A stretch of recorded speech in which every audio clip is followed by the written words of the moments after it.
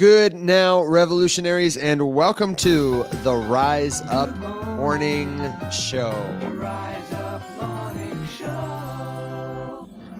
So glad to be here with you Thursday, March 27th. The Rise Up Morning Show, as you know, unless you don't know, it's your place for helpful news, commentary, and answers to your crypto questions. Web3, blockchain, Bitcoin. What is it? Why does it matter? Who am I? All of those questions and more, we will do our best to answer. If you have one, leave it in the chat for us. We'll catch your comments. And if we don't, but you still want a response, then the best place is the Rise Up Discord. It's the place the show lives 24/7. You can find the links to the Discord server, all of our socials, and much, much more at theriseupmorningshow.com. So, Alex, we're ending another week. They go by so quickly. People come and go so quickly here, it seems like. But it was a pretty good week of shows. We covered a lot of ground. Yeah, we sure did. It was a big. It's always a blur. It's always a blur. We talked with Spade from Neutron on Tuesday. If you missed that, that was killer. Will set up an incredible Aptos swing trade on Wednesday. We had a market update. We had interviews galore. And then last night, we really rounded it out strong with our friend Lindsay and new guest Brian for some altcoin research. If you missed that, those episodes are on YouTube, youtube.com/The Rise Up Morning Show, or just search The Rise Up Morning Show at The Rise Up Morning Show. You know, we're easy to find there, and you can check out our content. We're working on getting it into a podcast form. You know, it's a startup operation here where we all do all this stuff. We sweep the floors. We, make the sausage, everything. But that's on our list. We'd love for people to be able to listen on demand, audio, wherever you are. So if you've got a crypto question, let us know. Will is doing some business stuff this morning, so Alex and I are going to take the reins. And we're going to drive you through a couple of different things. Alex, we didn't talk about it on the show, but maybe this is a good opportunity to whip out your DeFi syllabus. Will is right. I don't know what it is about the morning show, but I fumble my way into weird faux pas. Do you though? I really do. It's not intentional, I promise. If it was intentional, it would not come off so good. It would be really corny. It probably is corny anyway, but it would be, it would be worse. Ham-fisted. Oh, we certainly can. Okay. I was gonna say a funny, I don't know, interesting little moment that's happening right now. Of course, that's causing some controversy. Is the rumor seems to be so far unconfirmed officially that Binance has refused to list Pi. Really? And I'm not surprised. They've not issued a real, like a specific, official statement yet. So it's unclear. There's people reporting on it. What they're reporting on is anybody's guess. But claims of centralization and no mainnet seem to me to be nonsense. Just because obviously that's the whole reason that this thing has any notoriety at all, was because the mainnet launched. So I can't imagine that that's the reason. And I don't know though. I think a lot of crypto people criticize the mainnet because I believe it. The nodes are very centralized, and my understanding is that it really isn't what you or I would call a mainnet. Yeah, that's fair. I think it's as of right now, it's a rumor and it's not listed. So I think it's just leading to conjecture. But I mean, don't get me wrong, Karen, I agree with you. It's sus. Honestly, it's not even that sus, right? What was it? It was just an app that pretended to mine something. Nothing was being confirmed. There was no consensus mechanism. It was not it was, you were participating and you were sharing data and they were probably farming it and selling it. And they gave you some cryptocurrency in return, and some people made some money, and that's the whole story. Apparently, according to one account on X, Binance's official account asked on February 17th whether or not they should consider listing it. And I would guess I just had to guess that might have had something to do with it. It could have been a crypto.com situation where Binance was like, hey, what do you think? And then at the last minute was like, really though, we don't care. Interesting. Illusion of choice. The illusion of choice, but who knows? Interesting to see. I do have, before you bring up your DeFi syllabus, the opportunity to introduce a guest, our good friend, Mr. Doug E. Fresh. Doug, happy Thursday. Welcome to the Rise Up Morning Show. And how are things in the bathroom this morning? Being kind of organized, kind of clean. Could do a little. We're good. Water's flowing. It looks so clean, dude. It looks so clean. Yeah, the wall's misleading. It's misleading. The rest of it's just filthy. It's like, got the crazy stuff everywhere. Yeah, there you go. There's my tour. How we doing? So far, so good. Honestly, the water here is off, by which I mean one of my faucets doesn't work. So I'm dreaming of, the flowing water where you are.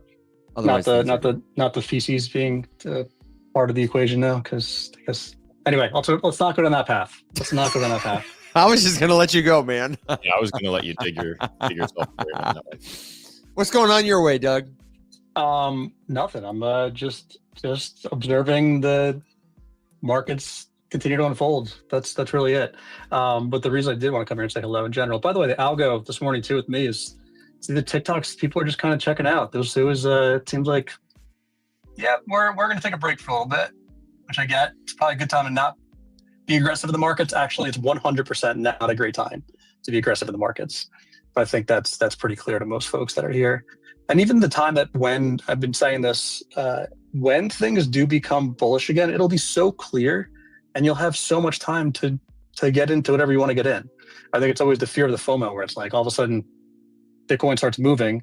Like, yeah, okay, if Bitcoin starts moving into like the 90s again, that's a green flag to you to say, pay attention, not chase, assess, figure out where you want to be.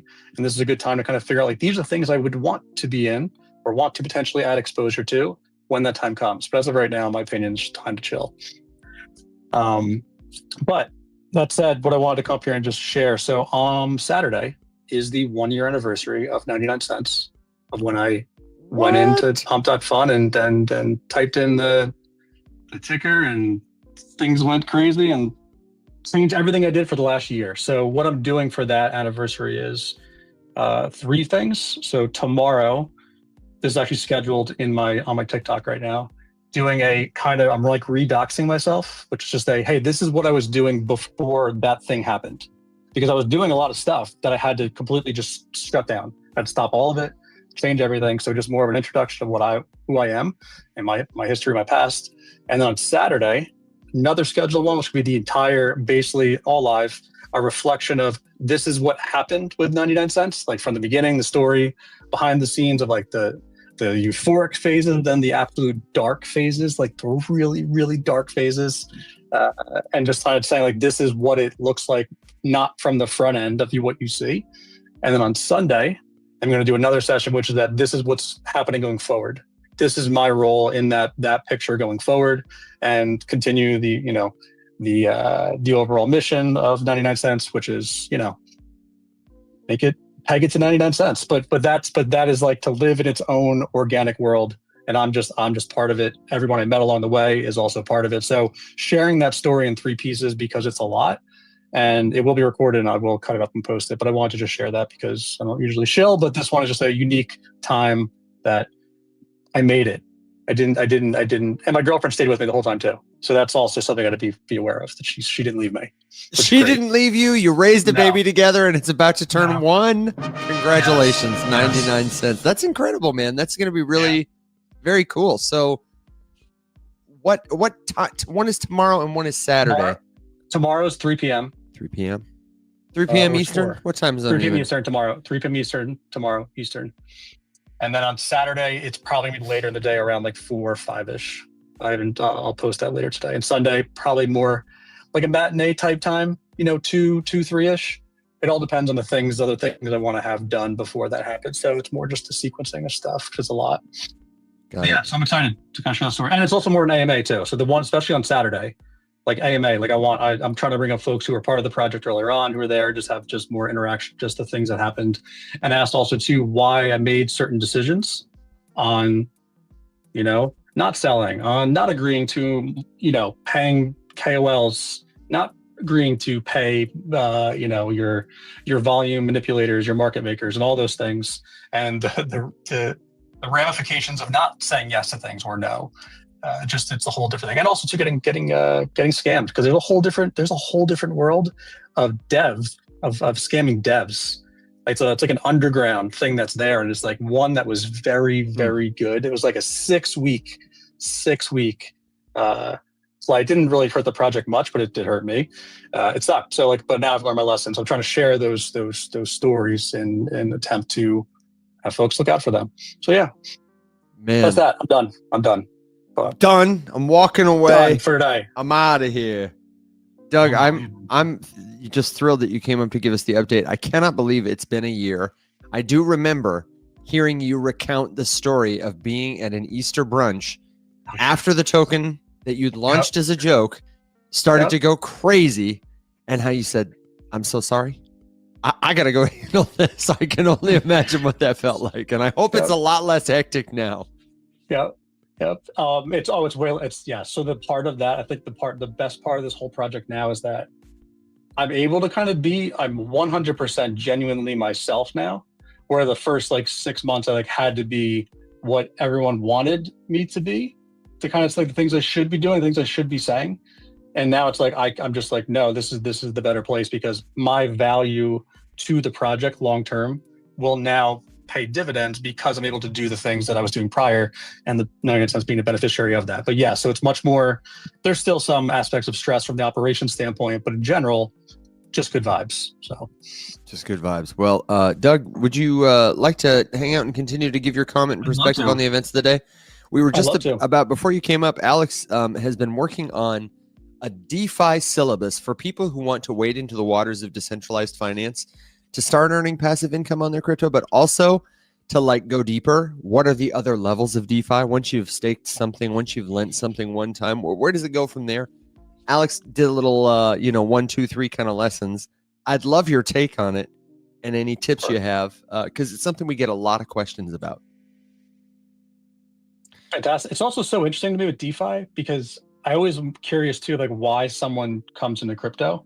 Well, I know why, but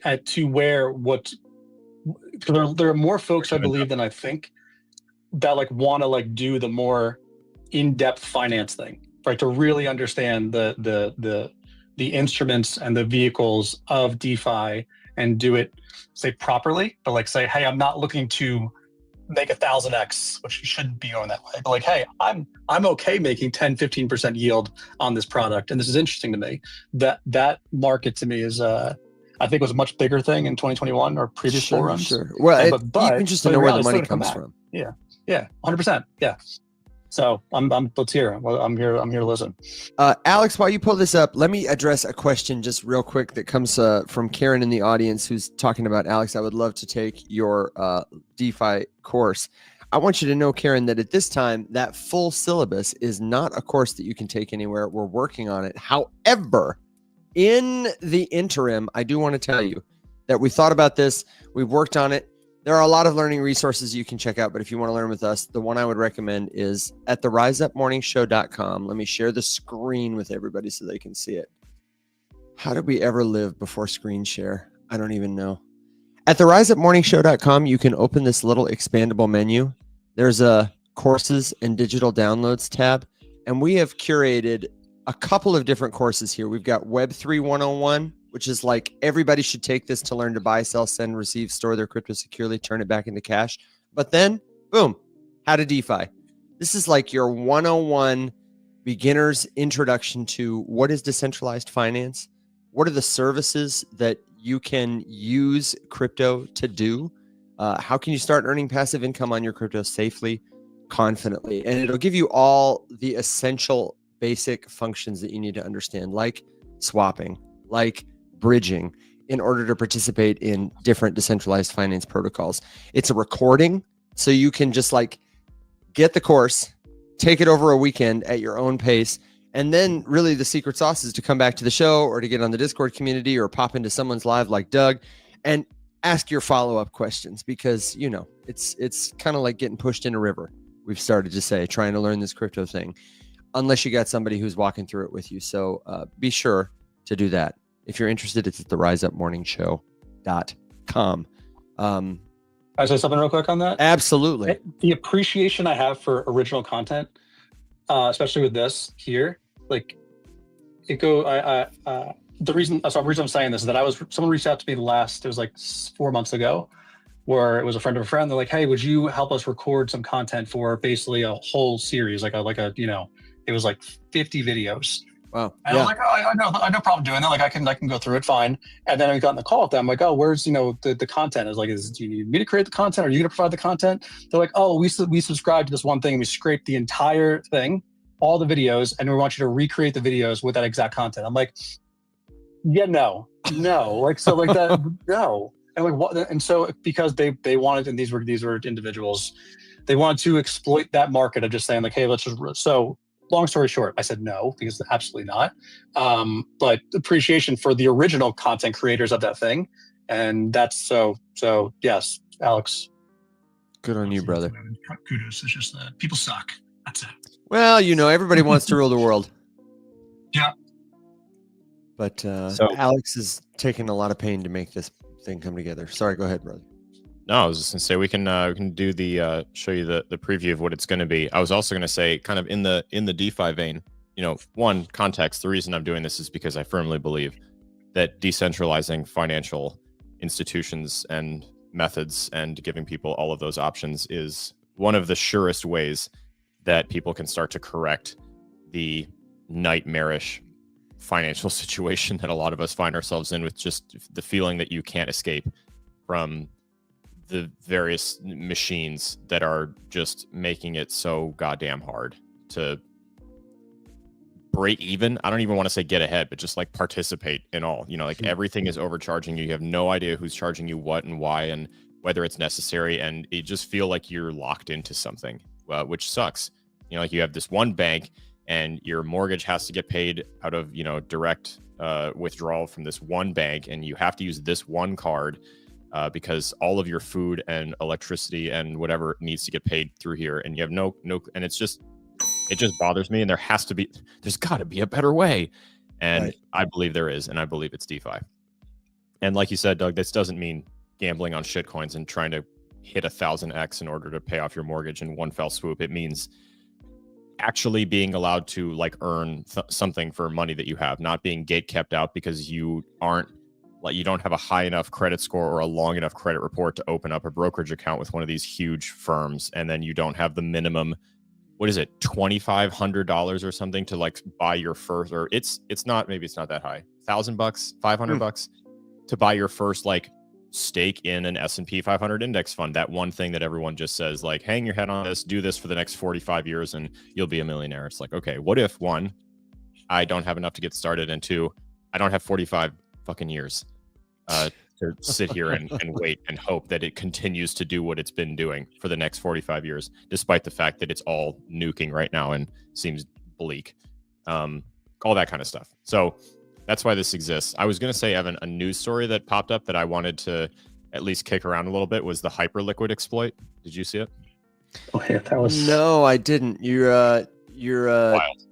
Do you want to give the brief? I can. You guys catch me up, and I'll find a Twitter screen share. Yeah. So, Doug, and what is Hyperliquid first? Since this is important to DeFi, let's let people know where it fits in the DeFi picture. Sure. Here, real quick, I'll just share their main. Beautiful. I got you. Here comes TikTok.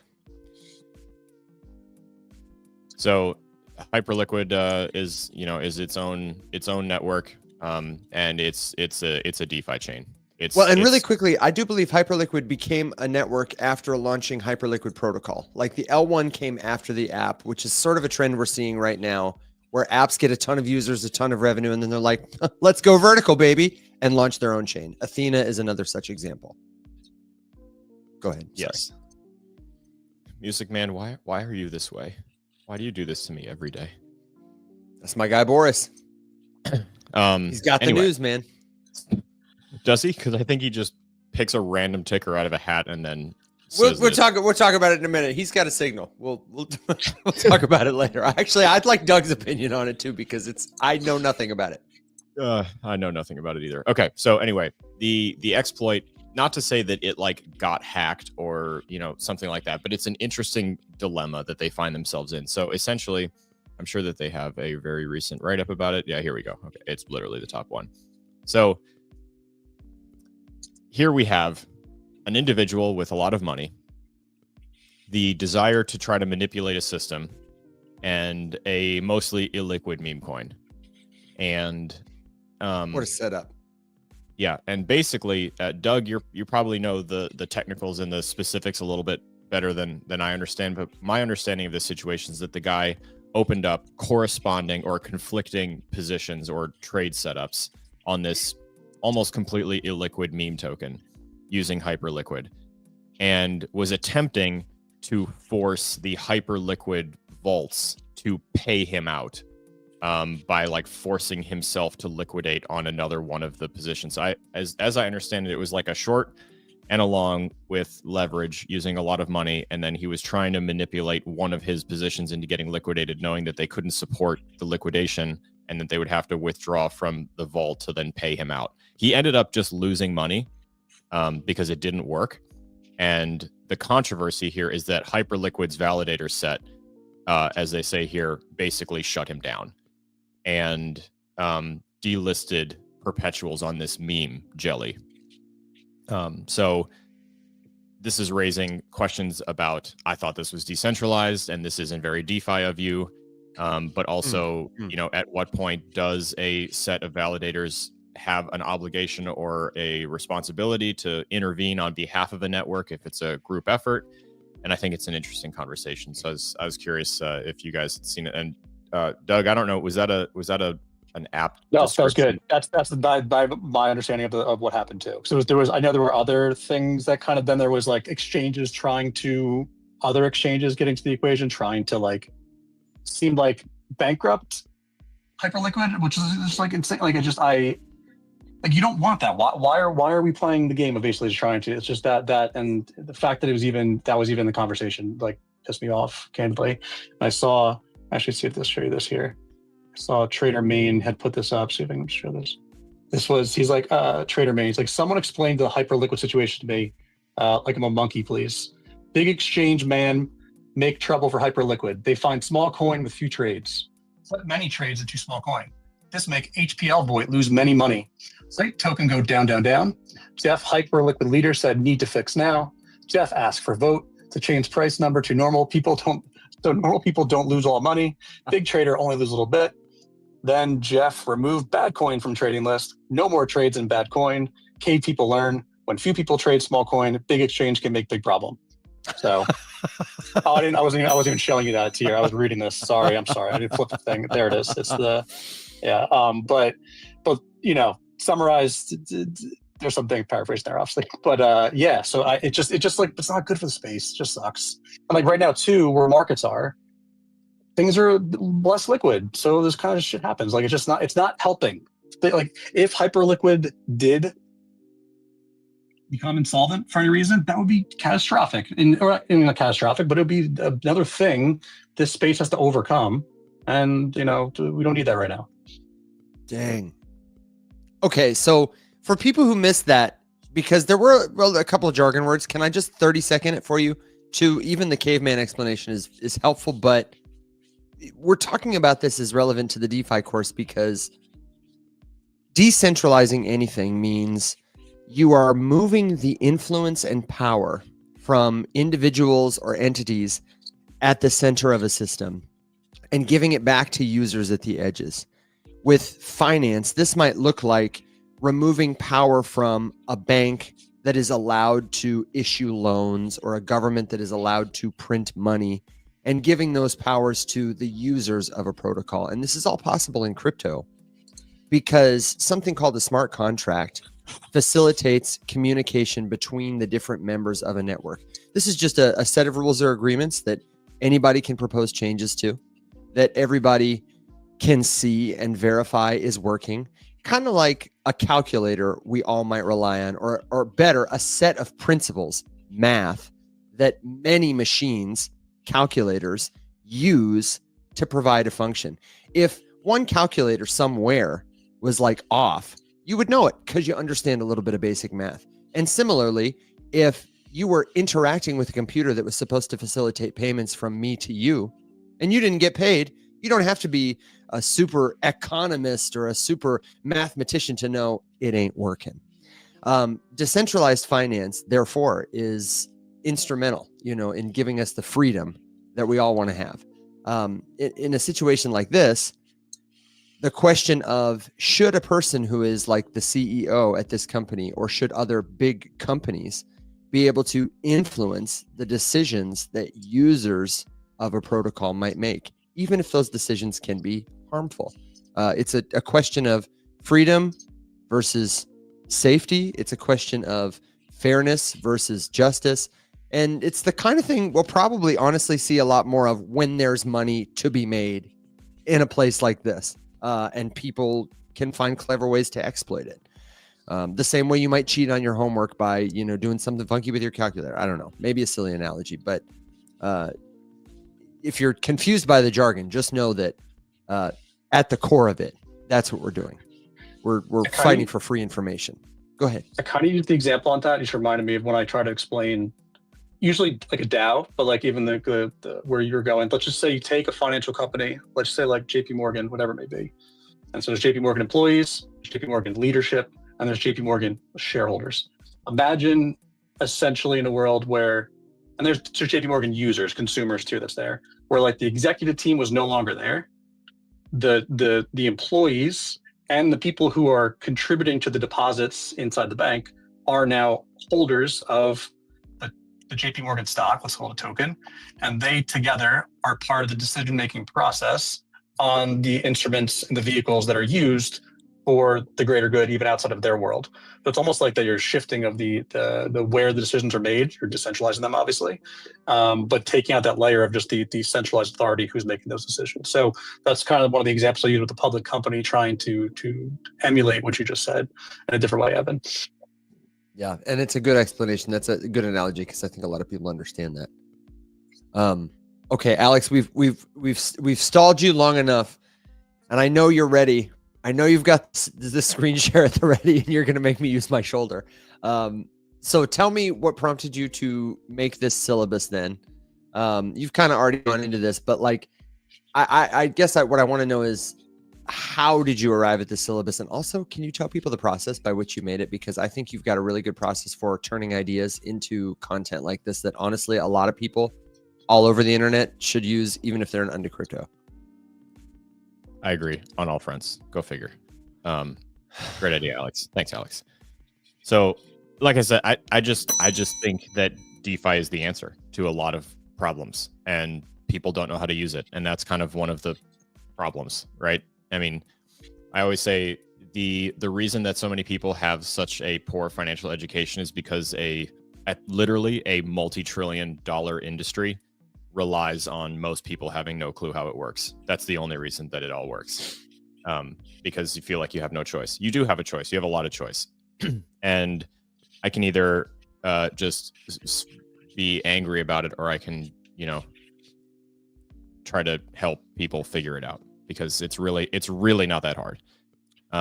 If I can figure all of this out by myself, you definitely can. So the process, though, I take notes. I just write in notebooks and on my phone. Every time I have anything, I voice dictate like random thoughts as I drive, or as I'm just around the house, and I'm constantly thinking about the space and how to improve it. And just, anything from hot takes, observations, amusing anecdotes, to, ideas, pitches, plans, observe, all that kind of news, whatever. So I take all of those notes and I digitize them, and I feed them to a single ChatGPT prompt or a thread that I have been running since ChatGPT opened. It's the same original one. It's gone through all the upgrades. it's over. I mean, it's how long ago was that? Almost 2 years. It was when GPT started getting good was when you really started to train it. So it's probably 2 years. December And- 2003, I think it was. Yeah, 2023. yeah. 2023. Yeah. Yeah, so year and a half, almost. And I mean, at this point, it's gigantic, and I just pull things out of it. Then I say like, okay, hey, I would like to create a video about this or a PDF guide about this.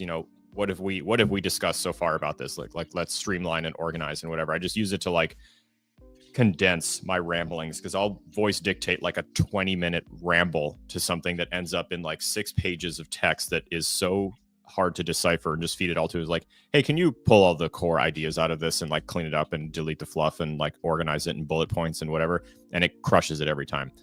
So that's how I did this. It's just a combination of like all of my notes and observations about the points of this that I think are the most important, plus just kind of from the beginning to expert level.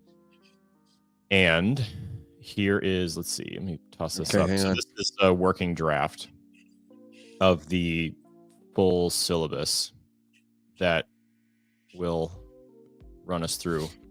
I think I have 20 modules or 21 modules or something. So there we go.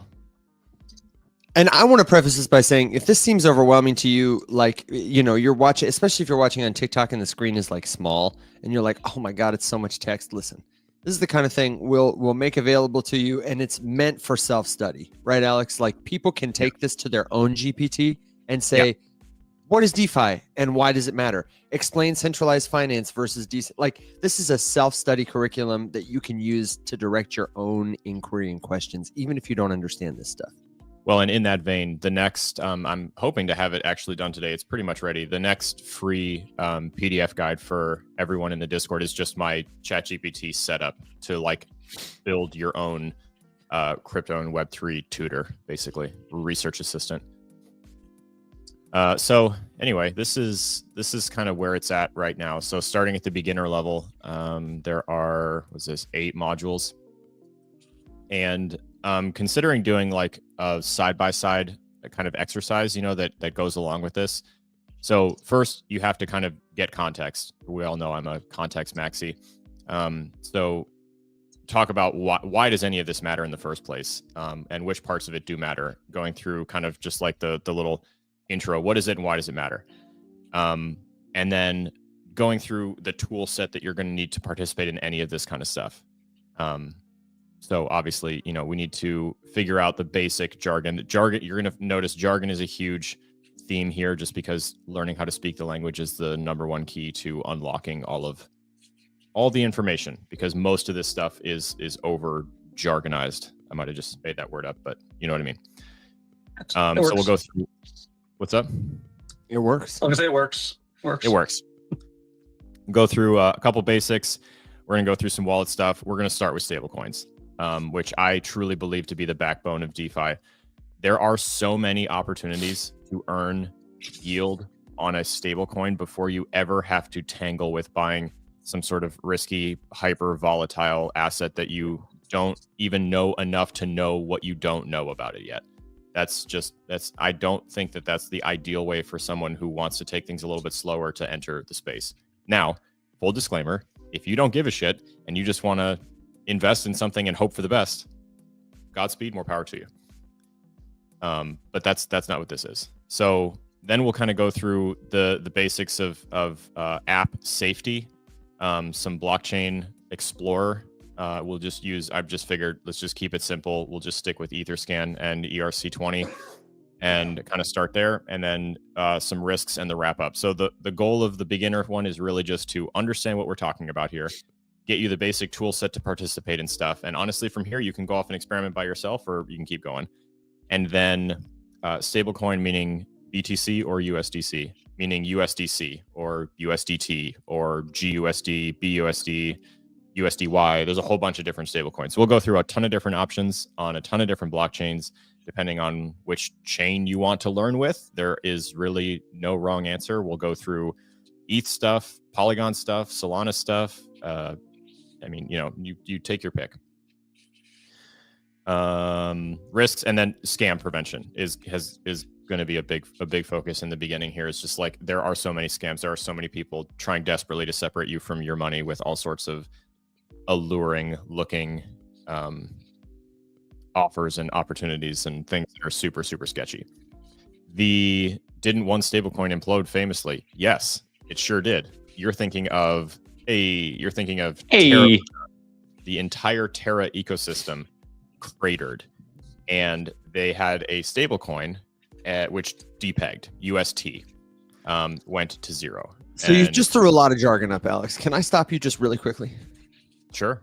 I'm not going to gwump you for it, but next time I will. A stablecoin, like Alex said, there are many. It's any currency that's pegged to a government currency, but is a token.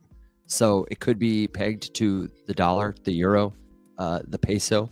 And pegged is one word that we use to reference a variety of mechanisms that can be used to create this stabilization of price. For many stablecoins, it's either physical backing, or in the case of this Luna coin, you can do it with math, with algorithms.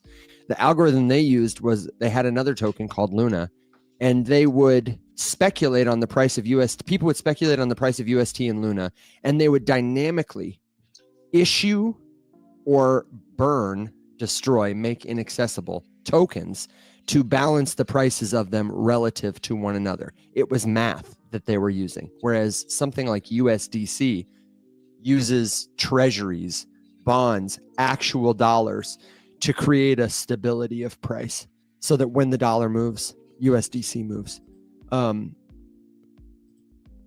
Please keep going. I just wanted people to know it's a whole industry to figure out how to peg a stable coin. Many people work a long time on this, and generally they think physical backing is more conservative and secure. Algorithmic backing like UST, the Luna coin that unraveled, is a lot more experimental. A lot more. Yeah, there are some so far successful examples of algorithmic stablecoins working. Which ones are those? I think DAI is kind of in the middle. Actually, I have to look it up. Yeah. Doug, do you know? No, that's the only one that jumped in my head too. That's all I know. That was it. I'm thinking about DJED. The DJED algorithmic stablecoin that Charles Hoskinson is a big algorithmic stablecoin fan. Well, he's a big math guy. He's got a PhD in math, don't you know?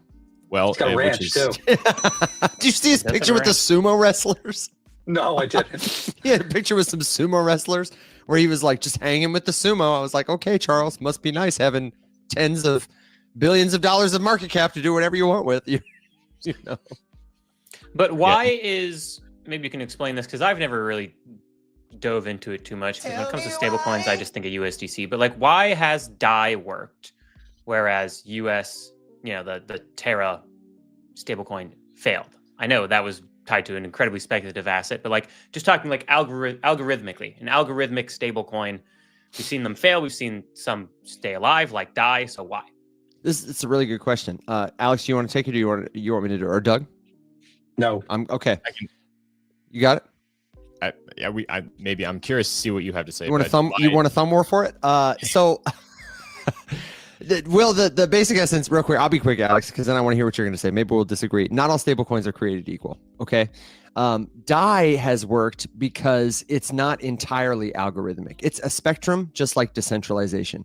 UST, the Terra Luna stablecoin, was almost entirely algorithmic. It was way at this end of the spectrum, mostly math behind it, so that when the math started to go wrong, it unraveled. There was no way to put it back together. Whereas DAI is what's called an over-collateralized stablecoin.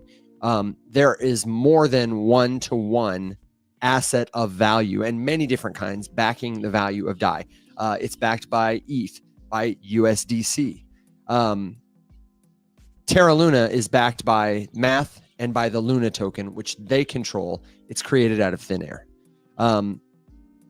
Typically for DAI, the ratio fluctuates between 120 to 150% collateralization, whereas UST and Luna 1-to-1.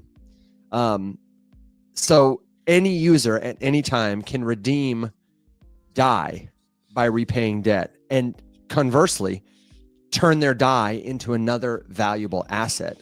Whereas UST was redeemable just for 1-to-1 Luna. And generally speaking, an algorithmic coin is backed by a process as opposed to being backed by like hard assets, market incentives, collateral, that kind of thing. I don't know if Alex would add anything different, but I don't think that means that algorithmic stablecoins can't work. I just think it means they're very nascent.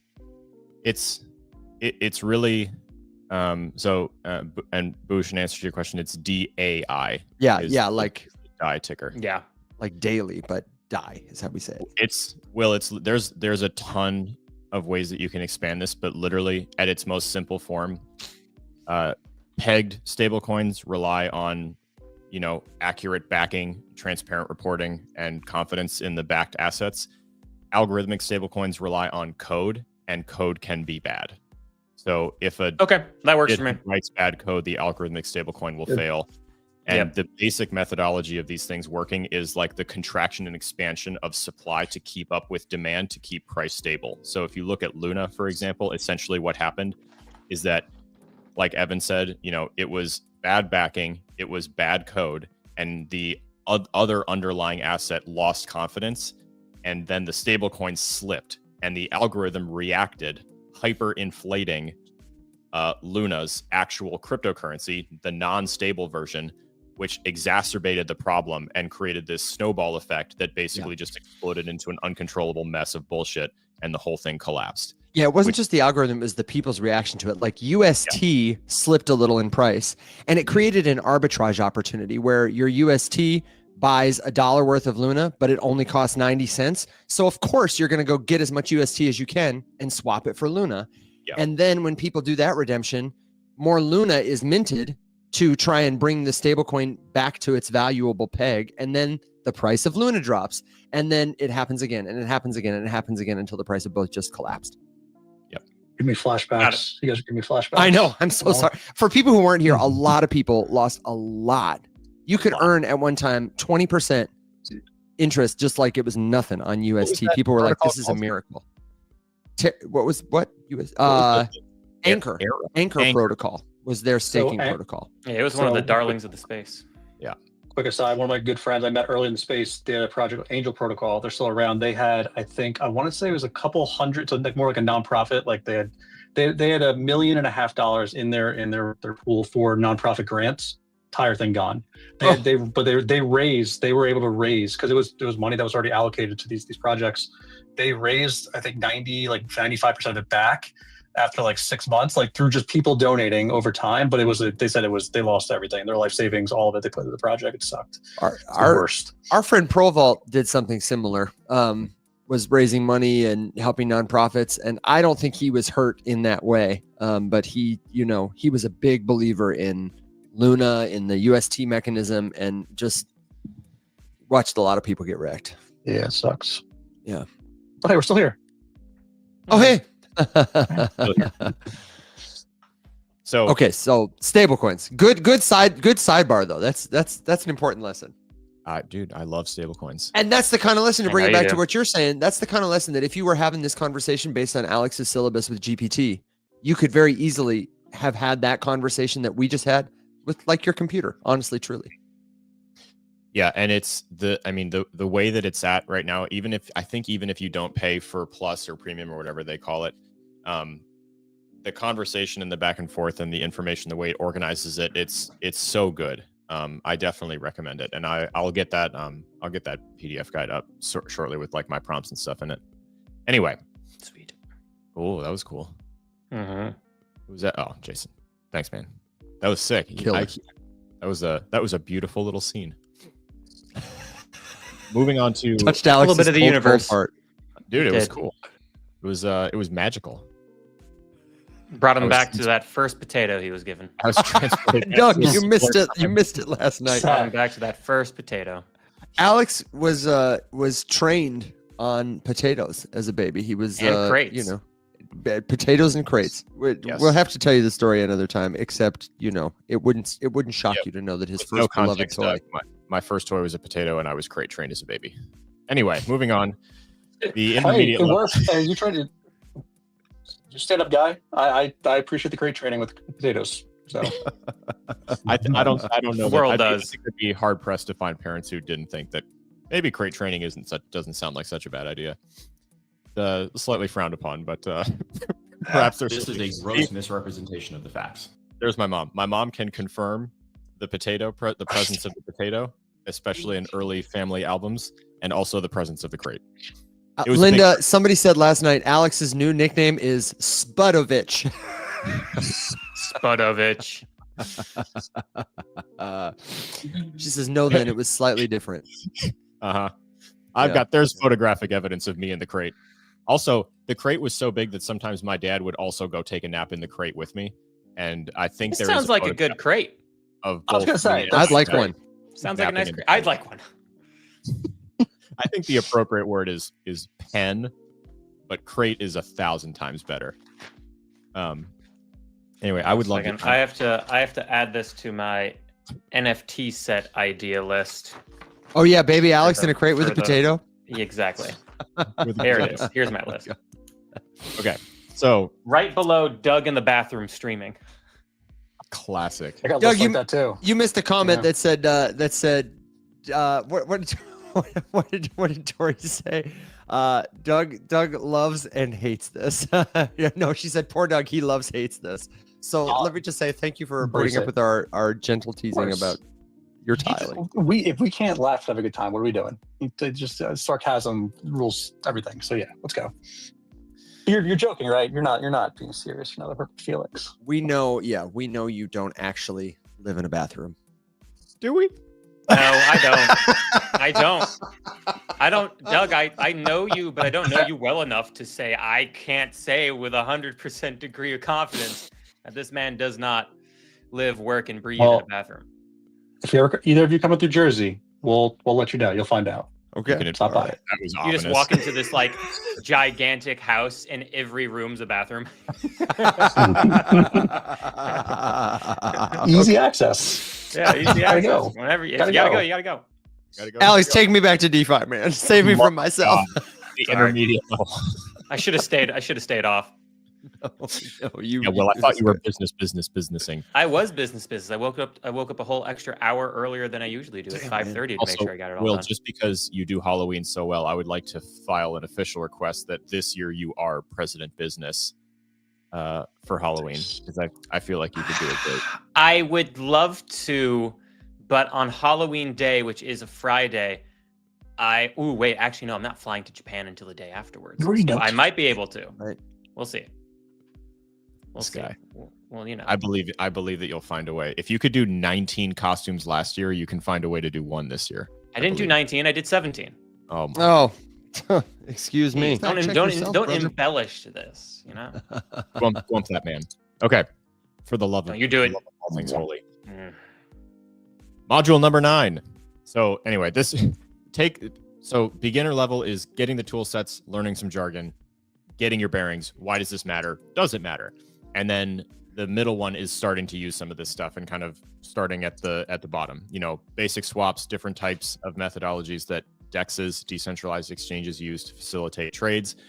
There's a whole bunch of jargon that you're going to hear thrown around, and we're going to go through all of it. Slippage, swapping, AMMs versus order books. We'll talk about all that kind of stuff.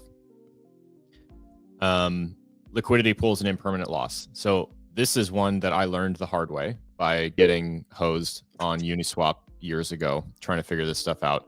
So we'll kind of go through this. One of the there's a couple like I would say most notable methods for earning yield or some sort of passive income or just some extra money using DeFi. One of those is like borrowing and lending. You can supply money to be lent out through decentralized lending protocols like Aave, Morpho, stuff like that. You can earn interest for that. You can also stake, which is locking up your cryptocurrency to help the network. That's whatever the crypto you're talking about. Sol, we're talking about AVAX, we're talking about Ethereum, Polygon, whatever, anything that can be staked.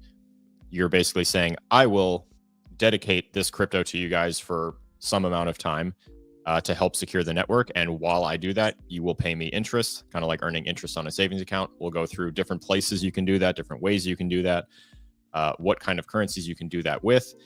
And then another good one is liquidity providing, which is basically allowing your money to be used to help other people trade. And you can often earn some pretty decent rewards for that.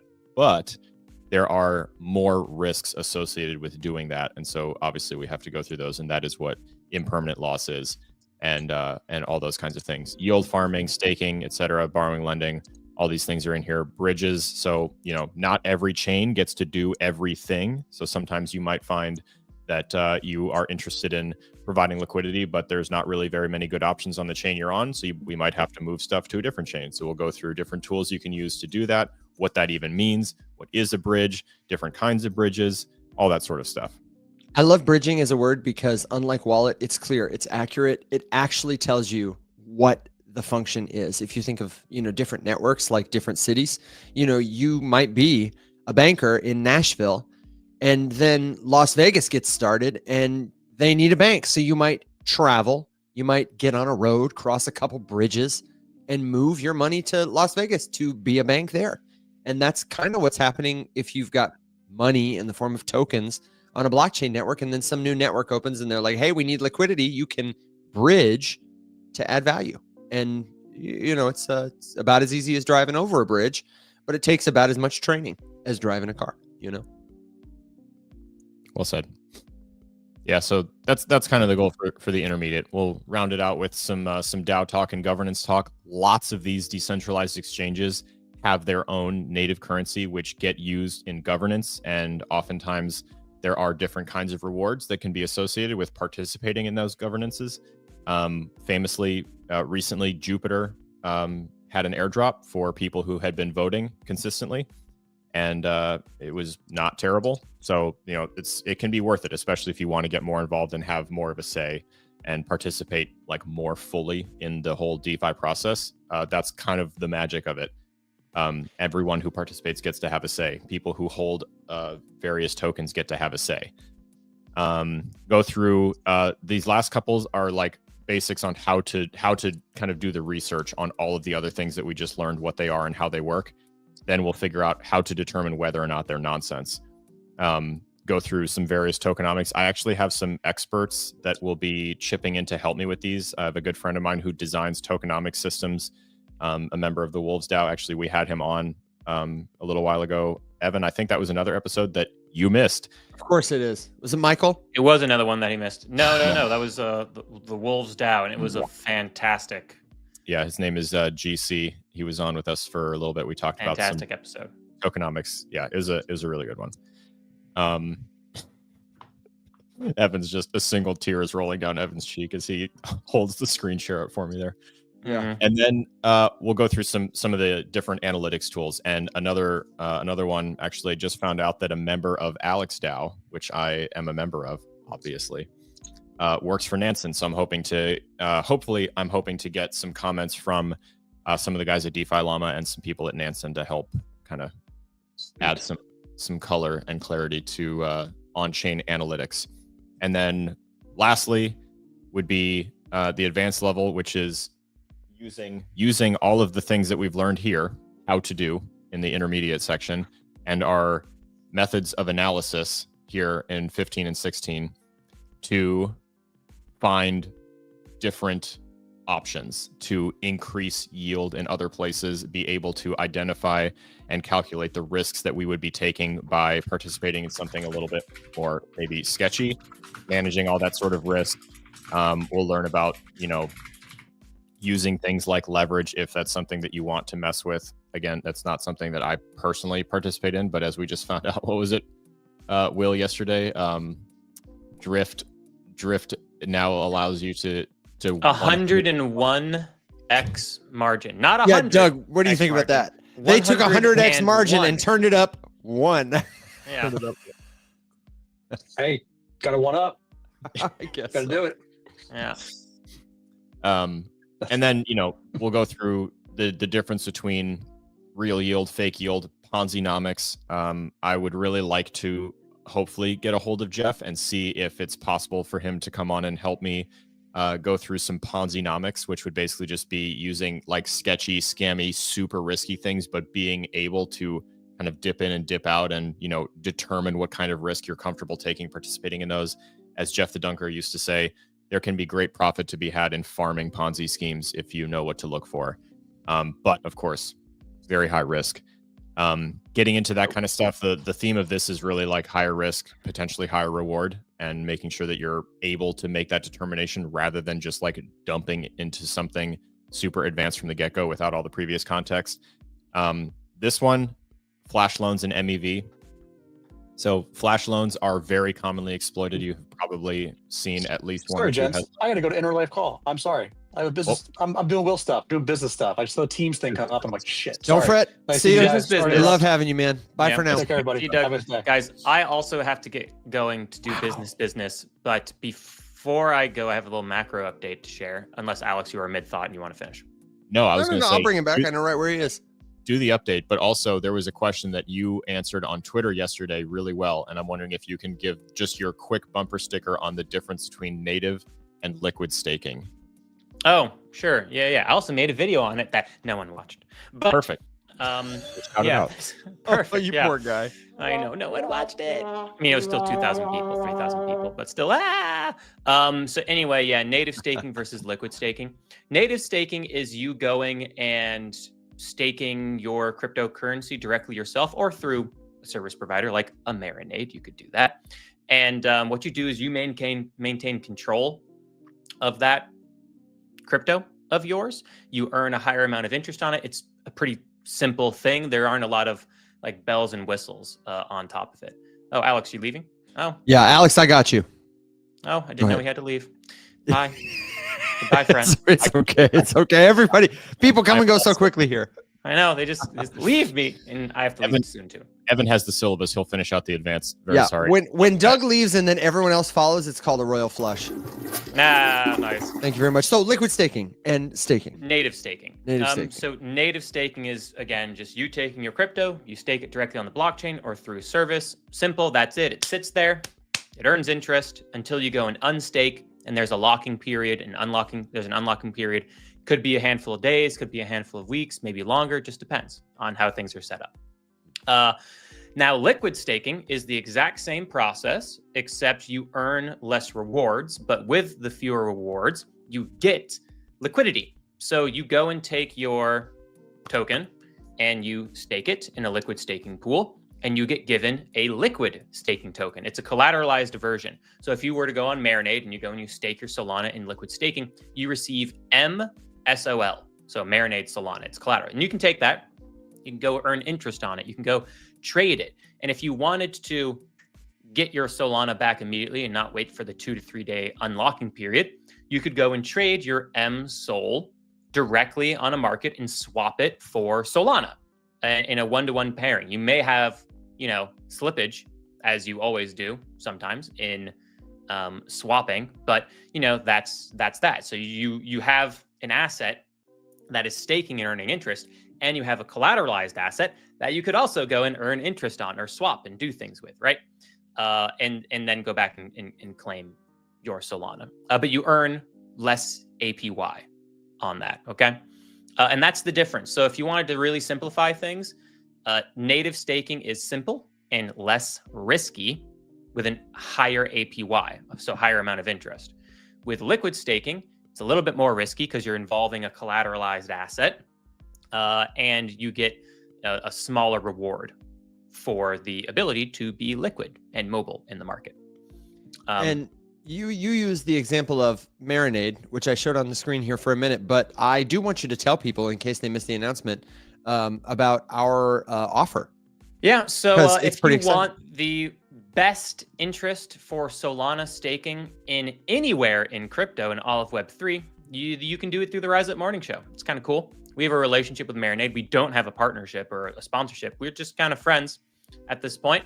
And they're like, hey, do you guys want this referral link for your community? It'll give anybody who uses it an extra 0.125%. And it is the highest APY you can earn staking Solana anywhere in the world. And I was like, that sounds neato. So, we have that. It's available in the Discord in the announcements tabs. It's also available on the link on my profile page. And I'll throw it on if you're- our website today too. Okay, cool. So, if you're already staking Solana or you're thinking about staking Solana, why not make Why not get more some money? extra?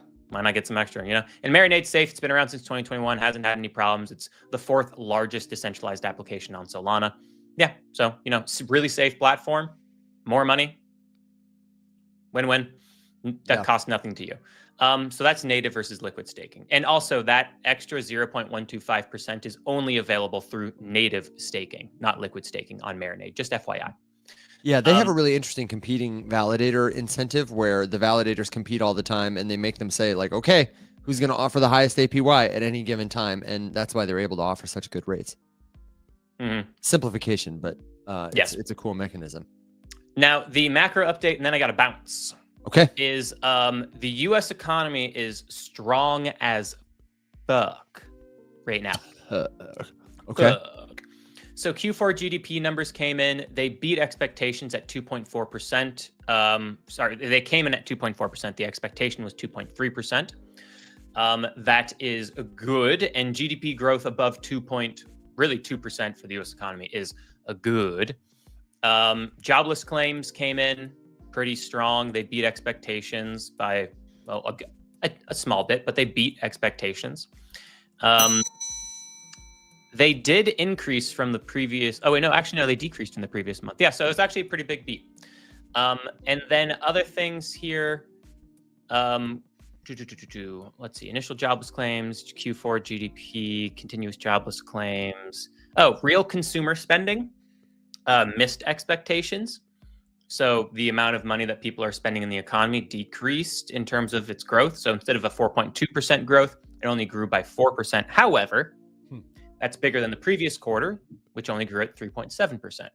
So Q4 spending grew, which you would expect because the holidays, but it didn't grow as much as people thought. So there's a little tiny bit of weakness there, but I wouldn't even really call that weakness. Overall, the U.S. economy looks super strong, which means the Fed are very unlikely to cut interest rates anytime soon.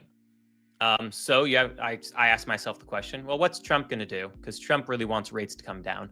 So, I would expect some more news around tariffs and things the like to try to shake up markets to try to influence the Fed to cut rates. Because if the U.S. economy is strong while inflation's coming down, the Fed's not going to cut rates. And that's just how that works. And that's really the Fed's decision, whatever Trump decides to do. Yeah, because the Fed isn't a part of the government. They are an independent agency. They are not a part of the government. They do what they want, and what they want is we want to make sure the U.S. dollar is healthy and strong, and the U.S. economy is strong. Right now, inflation is coming down, so the U.S. dollar is looking pretty damn healthy, and the U.S. economy is strong. So therefore, they have zero incentive to do anything about their interest rates. Yeah, makes sense. Okay. Well, thank you very much for the macro update. Thank you for a great week of shows. And I just want to answer that question by Solemn Spartan. They could raise rates to slow inflation more, but they have a balancing act of they want to fight inflation, but they also want the U.S. economy to be strong. So if inflation's coming down and the U.S. economy is strong, why would they change anything, right? Until inflation gets closer to their 2% target. So, they're not going to raise rates for any reason. Beautiful. Yeah. Final thoughts, Okay. Good jokes, words of wisdom?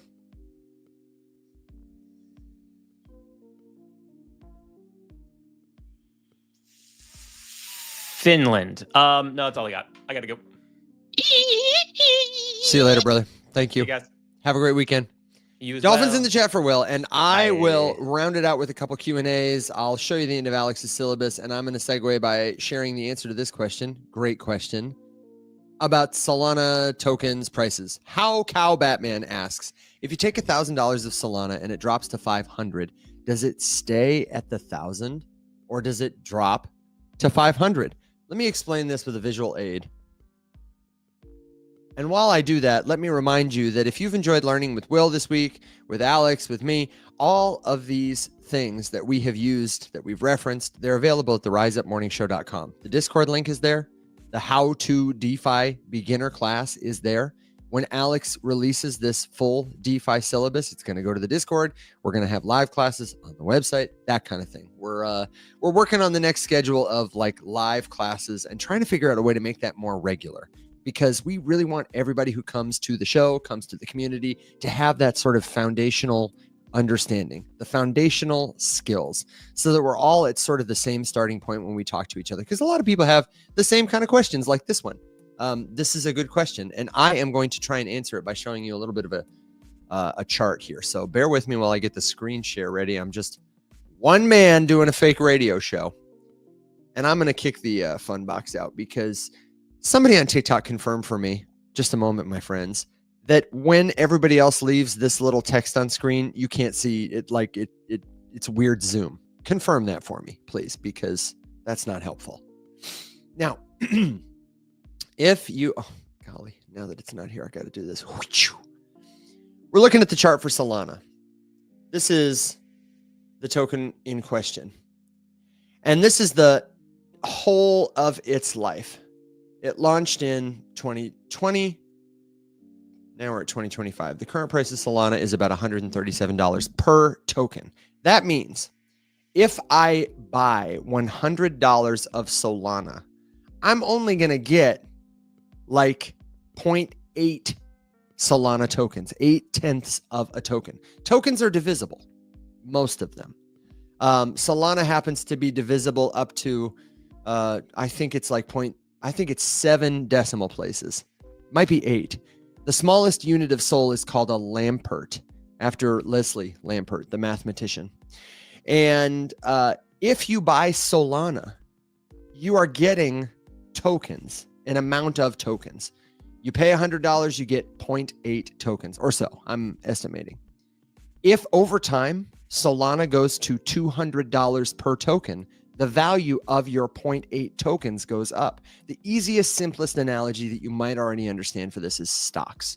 When you buy a stock that's worth $50 and you get one of them, if the stock price goes up to $100, that's $100 per stock. Your one stock is now worth $100. If you were to sell it, you would get $100 back. Similarly, with cryptocurrency tokens, the way to realize profits or value is to sell. And unlike stocks, because cryptocurrency tokens are often fractional, you might, if your $100 of Solana, your 0.8 tokens, becomes worth $200, you might choose to sell 0.4 tokens, half of your holdings, so that you can get $100 back and still have $100 in the investment. And this is where you get into the strategy of how people can make money in crypto. And I want to be clear, especially if you're new, that it's really not all about trading. In the same way people seem to think, people think that everyone in crypto is just obsessed with money or focused on charts all day. They're constantly buying and selling. It's like the footage of the New York Stock Exchange in those 1980s movies where everybody's shouting and trying to get their orders in. It's not like that. Most people I know who make money in crypto, they work for a company, or they are investing in like long-term early stage startups, pre-product companies. They're placing an angel investment or a bet, and they're not going to touch it for 5 years. Or they're doing DeFi. They are banking, essentially. They're lending their money. They are using assets as stable as government currencies, and they're parking them somewhere over a long period to earn yield. And they're only trading occasionally. Like you saw from that Solana chart, that there are peaks and valleys. And it makes sense if you're holding an asset like Solana long-term in a market that's very volatile. I'm going to zoom this chart in. And I'm not much of a chart reader. I want you to understand this. I'm not like Will or Doug, who's always looking at these charts. But this is just the last 3 months. Look how much this asset has moved. It's gone from almost $100 per token at the low to almost $300 at the high. That is so much movement. And look, it doesn't just go straight down. It goes down, up, down, up, down, up, down, up, down, up, down, up, down, up. It might move 20% in a day.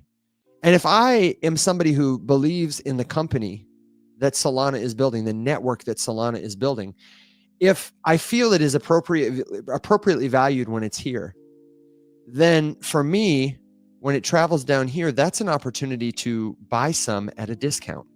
And then if there's a day where, it goes way, way up like this is like a 20% move.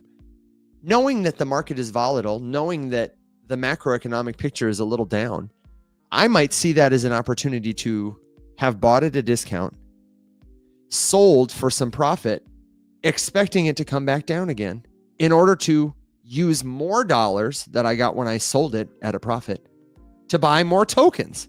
That's an infrequent thing one might do. The best traders are not trading often. The best traders are trading with conviction. It's not about having the most trades. It's about having the right trades, not the most bets, the right bets. That's really how you get ahead here. And it doesn't have to be about trading.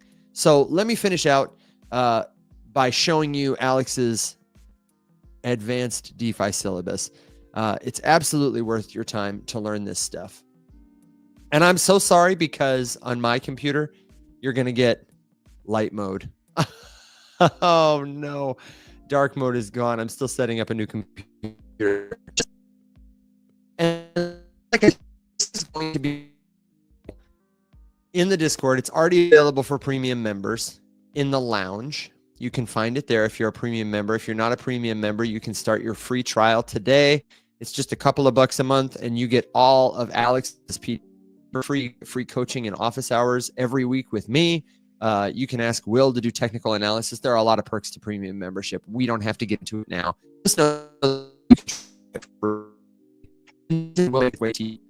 even if you never pass. So Alex left off, and I was going to explain this concept. Did you know that you can borrow and repay a loan in the same cryptocurrency transaction? For example, what if you saw that Solana chart and you knew after it went up like this, or felt with strong conviction that the market would probably correct, and you wanted to place a bet that the price would go down? We call this shorting. And you had $10. Let's say there was a protocol that would lend you money and you could repay it in the same transaction. And if your trade went well, you could make a lot of money. And if it didn't go well, all you would lose is the collateral that you put up to them. It's a really interesting and also kind of risky phenomenon. Sort of a level 3 DeFi thing. I don't personally do flash loans. There's a lot of risk involved because there are a lot of bots. Alex mentions some terms worth looking up here: front-running sandwich attacks, MEV. And of course, there are ethical considerations because a lot of market moves like that are inherently player versus player. Neo, thanks for letting me know. So sorry about that. Does Will do photo shoots? No, but maybe we should do a Rise Up calendar. Perps and options are those types of bets. When you're betting the price will go up or down, borrowing other people's money to generate a higher return. Synthetic assets are things we've talked about before. Assets like staked SOL that represent Solana you are staking and can be used in all the ways your SOL is used. Wrapped assets bridge to another blockchain and are using, say, Ether tokens, but on a different network than Ethereum. That is a wrapped synthetic asset, an asset that technically, you want to get real technical, fiat money, government currency, are synthetic assets. This is not worth $2. This ink is not worth $2, but the government says symbolically, you can get $2 of value with this anytime, man. That's a synthetic asset. I would argue anything other than food, water, shelter is kind of a synthetic asset. There's so much here. He's got like 30 modules. Composability, the power of money that goes when you can stack pieces on top of each other. Modular chains, layer 2s, DeFi at scale. It's like a Dr. Seuss book in here. He talks about legal frameworks and regulatory. Building a DeFi strategy is the final module. And my friend, if you take this syllabus and throw it into GPT like I suggest and ask it, what is a flash loan? What is KYC? Explain it to me. This is meant to be a self-guided thing. And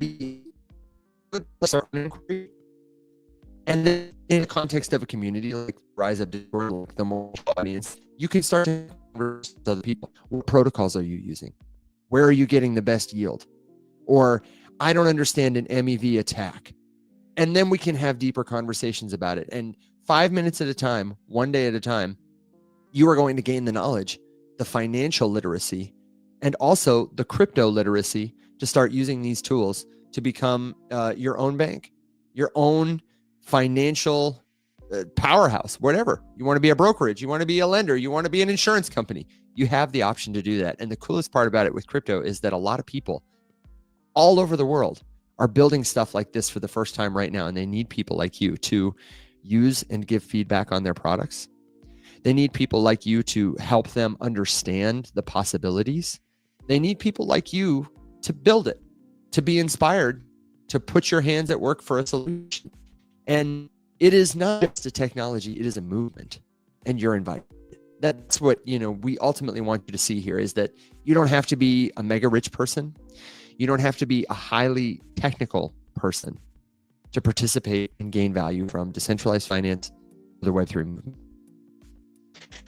Sorry about the lag at the end. I think I saw Tori say that the internet is chopping. I know it. You said it here. One or two people said it here. I so apologize for that, but I appreciate you for bearing with us and sticking with us this great week. We've had a really good week of shows, and now it's just us. I could choose to end by talking smack about my colleagues and co-hosts. Don't come for me. But I am not going to do it. I'm just going to end with love. My final thought, my question, my suggestion, my good joke word of wisdom for you, my friends, is don't forget that there are impersonators on the internet who will impersonate your favorite creators to leverage the trust that you built with them to try and take your money. Don't fall for it. Alex, Will, Doug, myself, no creator you follow is ever going to directly message you to try and lure you off a platform. They are not going to offer to invest money for you. Anywhere you see that, anytime you see it, just know that it's a scam. And on that note, I do want to tell you about some of the most common scams. One of them is pig butchering. We've been seeing this a lot lately, and we have a course for this too. But really, the best way is just to talk to people, get in a community, talk to folks about this. Pig butchering, write it down, look it up, is a type of scam that is very common in cryptocurrency, and especially if you're new. You may see a website that offers to help you trade. Maybe there are some professional traders. Maybe it's promising passive income. Maybe somebody has reached out to you in a comment, or you saw somebody say, I am making $2,000 passively a week, all thanks to so-and-so. And you reach out to ask how, because you're desperate or you're curious or you're interested, whatever. And they will lead you to a website. They'll lead you to an app. And the very sophisticated ones will prompt you to give them some money, and they will give you some money back to build trust with you and make you think that you're investing in something legitimate. They'll say, hey, it's $100 minimum to invest in our professional ring of traders. You can earn $200 a week at that level. And at the end of the week, after you see the number go up in their app, they'll send $200 to your connected bank. But make no mistake, there are no legitimate apps like that. Most of them are using fake credibility, made up testimonials, and fancy looking front end websites to convince you that their scam is legitimate and to give them more money. Eventually, because they've built trust with you, you go to your mother, your brother, your sister, you go to your bank, you take out a loan, you invest every dollar you have because this is too good to be true. And I, want to be financially free. And you see on their little app or on their website that your numbers are going up. Now that you've invested $10,000 or $100,000, you're making $400,000, $500,000, $600,000, whatever. And eventually you say, I would really like to retire or withdraw that money or buy a boat or whatever, and you go to withdraw it and it doesn't work. So you get on customer support, or you DM the person, the creator who looks like me, who's been messaging you every day, and they don't want to answer, which is weird because they've been really active until now. Or maybe they tell you, oh, I'm so sorry, I forgot. You got to pay a $500 fee because you live in the United States to withdraw. Or they tell you, oh, we're going to send your money in the form of this token to your Binance account. And whatever happens, eventually they stop responding altogether. The website goes down, they run away. That junk token they gave you, it's illiquid. It's worthless. There's no way to trade it for cash. The moral of the story is the second you sent them money, it was gone. You can't track these people. Because even though you can see the transactions on the blockchain, cryptocurrency transactions are immutable, meaning they cannot be reversed or undone. It is very difficult to hold these people accountable because often they are engaged in other types of crime like identity theft. So If they've pulled the money out somewhere, it looks like, Bobby B down the street, who's a mailman, pulled it out because they've got his ID. And all you can do is report it to the FBI or the authorities in your area and hope that by sharing your experience, somebody else is wiser and doesn't get taken advantage of. And I'm telling you, I'm really telling you, I every single week, Alex will tell you this too. Every single week, I get at least a dozen messages, probably more because I don't see all my messages, from everyday people like you and me who have been duped by a scam like this. Okay.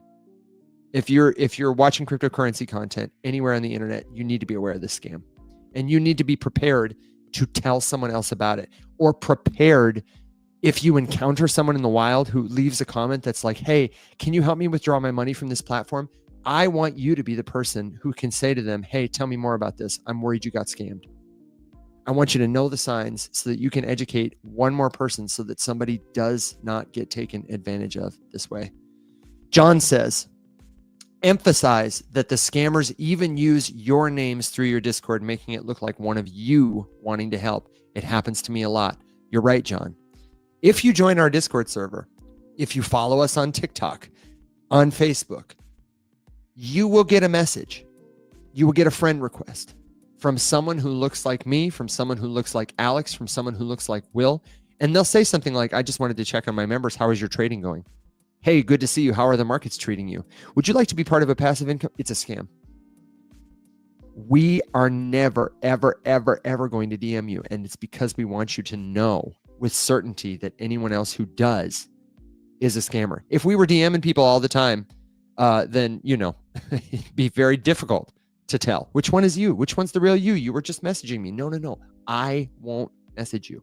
If I'm messaging you, it's because, we've added each other as a friend.